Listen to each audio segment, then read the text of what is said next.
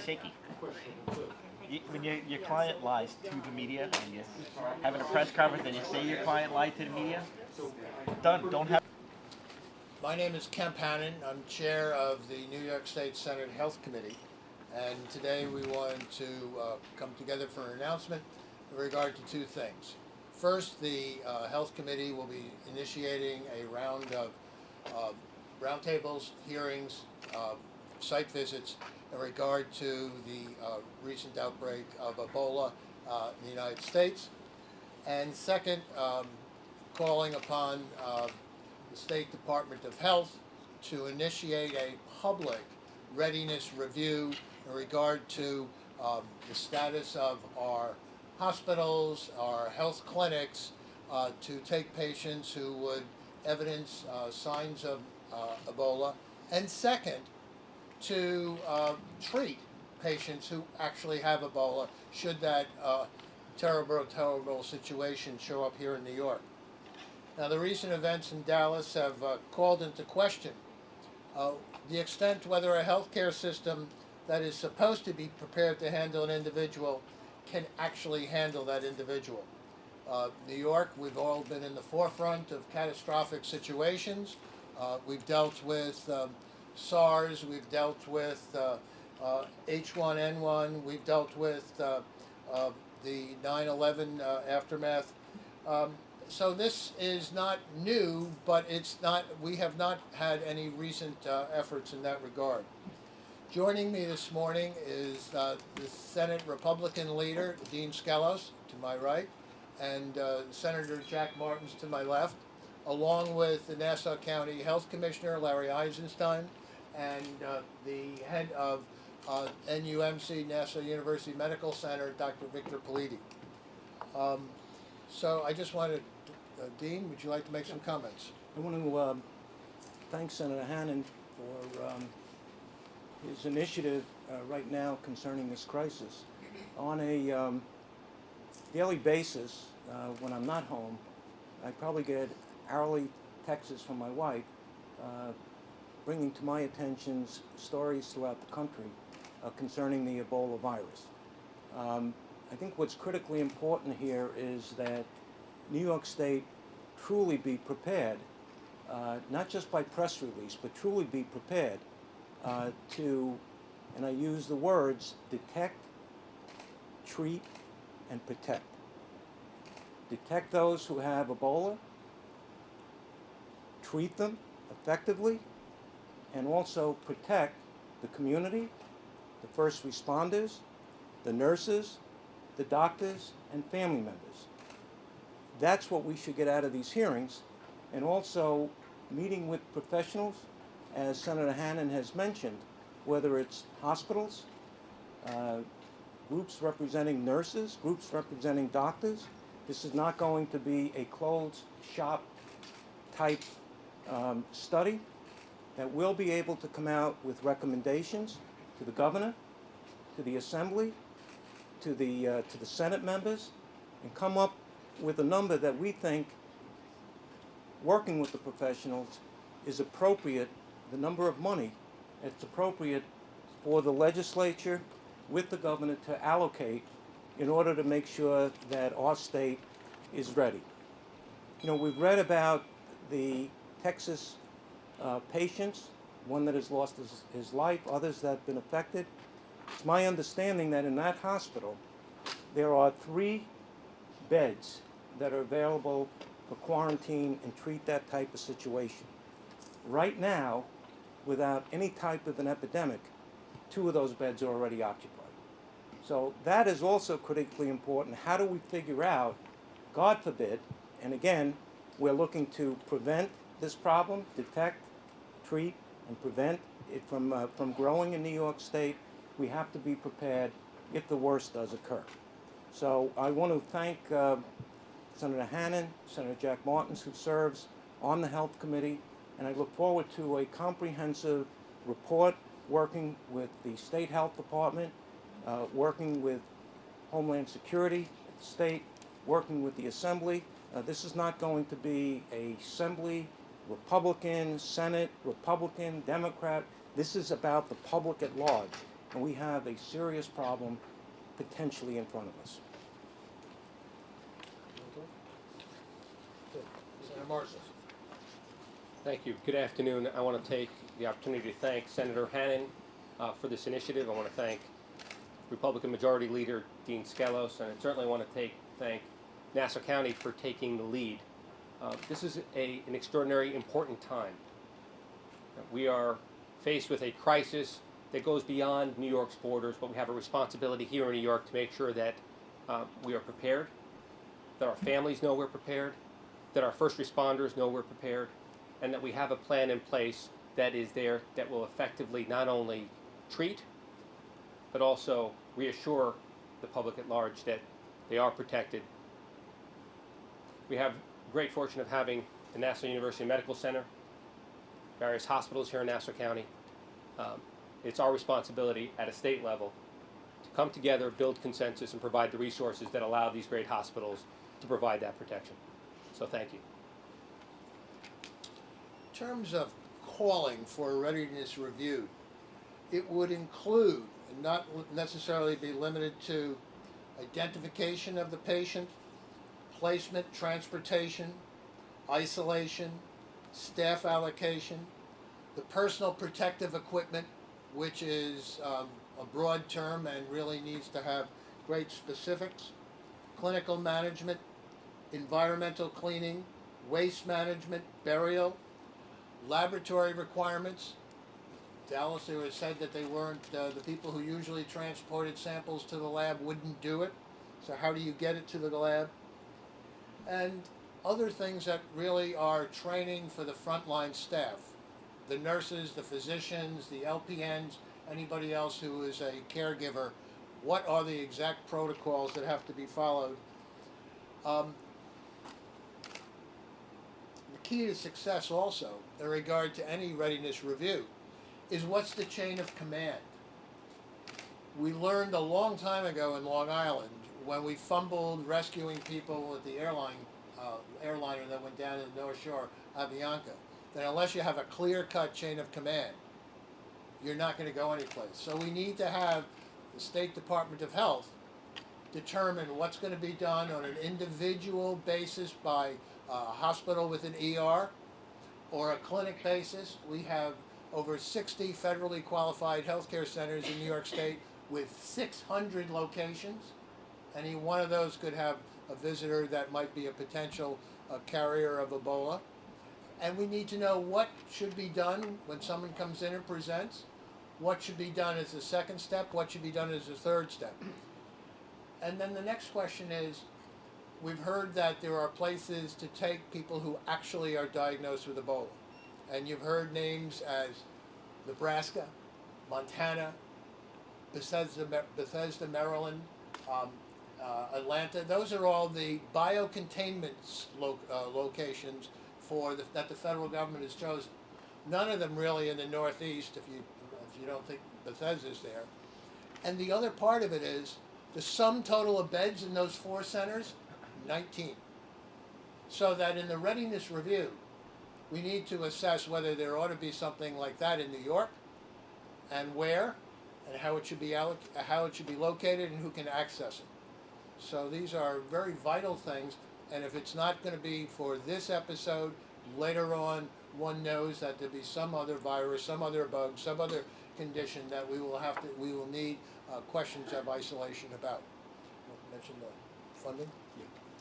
Now, the last thing is, okay, senators, that's all well and good. How are you going to pay for it?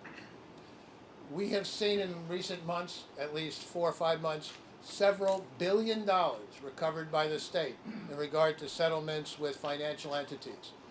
Those sources, one-shot sources of money, seem to me most appropriate to be sources of look at the readiness review, look at any physical requirements that are needed, such as biocontainment centers, look at any staff training that needs to be done that you did not anticipate. And it would seem to me that would be the likely source of where we could fund this.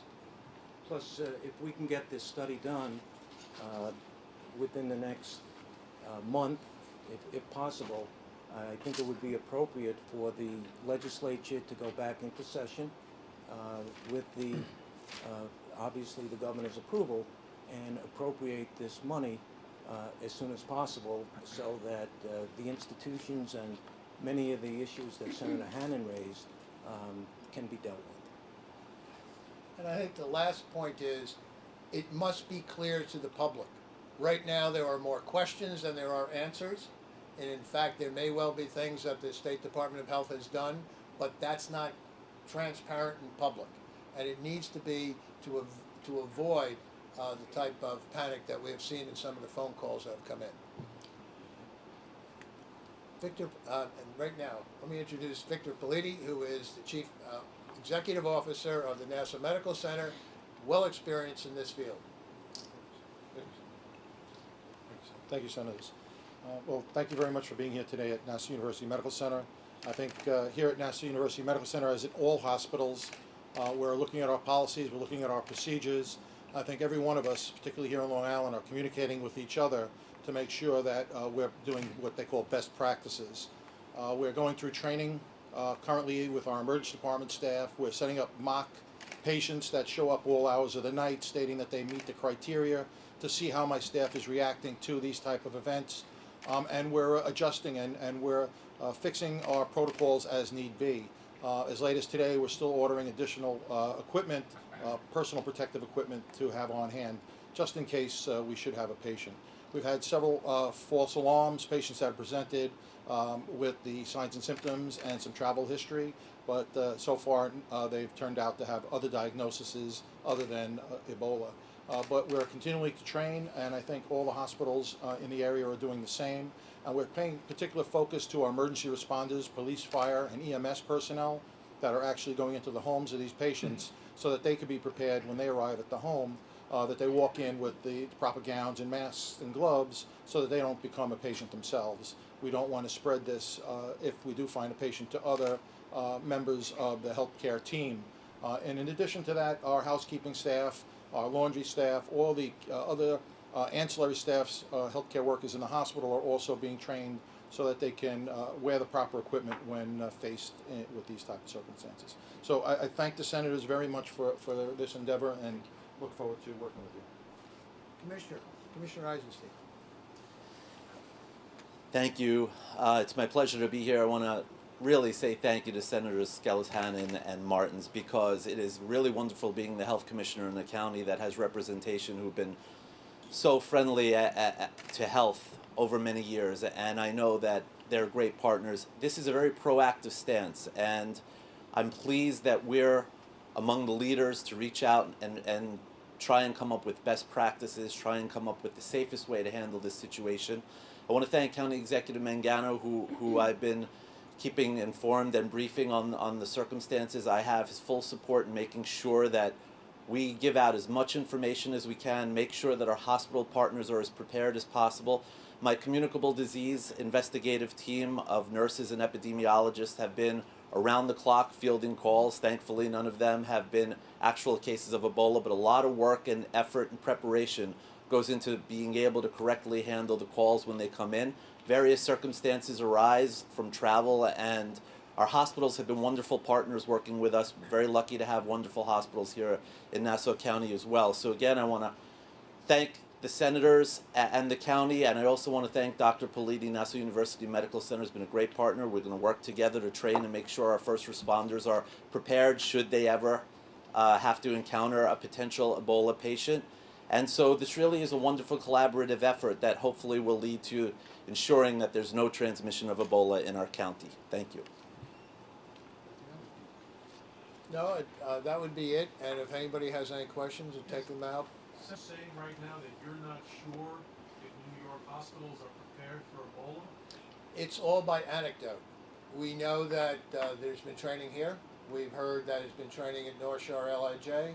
We talk about Mount Sinai having a SWAT team being formed to look at anybody in their network.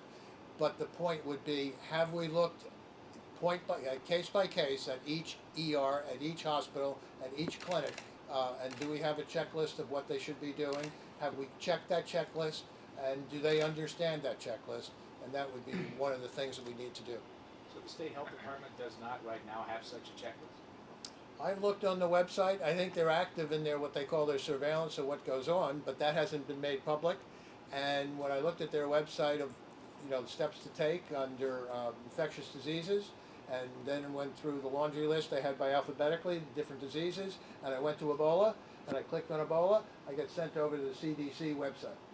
So I think you need to have specifics. One of the better things I found in the web was the WHO organization had an extraordinarily detailed list of things that ought to be done as to detection, what prevention, treatment, the type of protective equipment that needs to be there. So I think we need to have assurance to the population, even though the likelihood of this becoming widespread in New York is very slim. So in other words, you need proof. I need proof. I think the 19.5 million New Yorkers need proof. And the question about the billions that have been seized from financial institutions, what specific money are you talking about?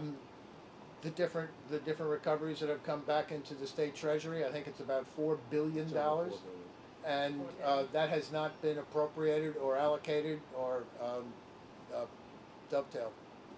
From which institution specifically? Oh, there was. I don't have the ones exactly, but there was Bank of America was one. I believe there was Chase. I think there was. There's a couple French of bank. French. Oh, the biggest one, yes. PNP Paribas. I think that was the biggest one. That was $3 billion. Senator Skelos, you're advocating that the governor call the legislature back before the end of the year, once you No. have a report? Well, first of all, we're still in session. We never adjourn. So that, again, this is not a matter of rushing a decision. We want to make sure that we have the proper information, really convey to the various agencies and hospitals that we got your back, we want to help you through this. And when it's appropriate, whether it's in 4 weeks, before the end of this year, if we have to go back, we can go back, appropriate the money. Does the staff even exist to do this kind of readiness survey? Does the state health department have people who can actually do this? To the extent they can't do it, there are 2 hospital associations, one called Hospital Association in New York, Hanys, Hanys, or there's the Greater New York Hospital Association, and they tend to do these things on a regular basis. For the health commissioner, isn't there already a protocol for handling infectious diseases, and how much different is the protocol for Ebola? Are you reinventing the wheel? I mean, isn't everybody trained? I'll to a let you certain go. I'll point? let you go to that website I cite, infectious diseases, DOH.gov, and you can take a look for yourself. I don't think it's specific enough. And if you listen to the various press conferences coming out of Dallas, you can see the ever-evolving realization that perhaps the protocols that the CDC thought were specific enough have turned out not to be specific. And if you listen to some of the press this morning by a group called the National Nurses Association, they felt from their contacts with nurses in that hospital, and that's not a unionized hospital, they don't represent them, but they had conversations, that they felt that whatever was said was supposed to be in effect was not in effect. So that's all I can give you is that's not direct proof, but that's being reported by your peers. Yes, ma'am. Is there even an approximate price tag on what you're suggesting? I don't think so. Could we ask Dr. Politi, do you think that you're getting adequate guidance from whatever authority in how to prepare for this and how the staff should be trained and so forth? Well, infectious disease is nothing new for a hospital. We've been dealing with these things for as long as I can remember. So we follow, as someone once said, the universal precautions. I think in this case, because Ebola was such a virulent disease, that we have to take it a step further. The question of us putting on the protective gear is not an issue. Taking it off now is a big issue, and I don't think enough attention has been paid to the doffing of the suits when you could possibly get some of that contamination on your hands, and then maybe rub your eye or your lip, and then cross contamination. So that needs some more training, and it needs to be expanded upon, as the senator said. Yes, ma'am. I see some union representatives here. I'm wondering if any of you have heard from unions on Long Island, if there's a concern similar to what's going on in Texas right now, if the nursing staff feel that the protocols are appropriate in place, things like that. Well, Maybe we can give Jared? they can call it, he's not hesitant to speak up, but I, Oh, we know. Jerry, but I did, this morning on the radio, I heard from representatives of the nurses. Now, that was by there. And I would simply think that reflecting what Dr. Politi said, it would be well versed for us to make sure the training is there and people are acutely aware of what's going on. You haven't I mean, heard we from are- nursing representatives from Long Island that there's a concern here. No, I haven't. Is there a timetable? You mentioned, I think Senator Scholars, you mentioned possibly up to a month to get this study completed. Is that likely? Is that, Yeah, what's the I best think case it scenario? can be done. I don't see any reason why not. And then it would be appropriate at that time, when we have the study done, that we can go back into session and appropriate the money that's necessary. I think that's critically important. But this cannot be a commission that is established, and many times you have commissions, you never hear back from them. This is a commission that we're going to be on top of. I know that Senator Hannan, as chair of the Health Committee, will be on top of it, and to make sure that we get the facts that we need to act appropriately as the legislative branches. Is the hope then for this to be implemented as a statewide protocol? Are you guys trying to take the lead to have an example of how to deal with this and then implement it in hospitals? I mean, I think statewide, to me, all it's really, we're taking the lead Okay. to motivate and get things going. In terms of the actual protocols, that's not for me to determine, that's for healthcare experts to determine. Okay. Does it surprise you though that you had to be the ones to call for this? Why isn't the state health department taking this step proactively? Why did it take you guys to seek to do this? Any explanation? Well, we continually make policy. We continue to step in where it hasn't been. One of the things, it's not the same topic, but one of the things we did this year was set up a task force on Lyme disease with the sole purpose of getting the state to have an action plan on it, because we felt they had not gathered together the experts and put it together as an action plan. So in the analogous sense, we need an action plan here. Thank you. Thank you.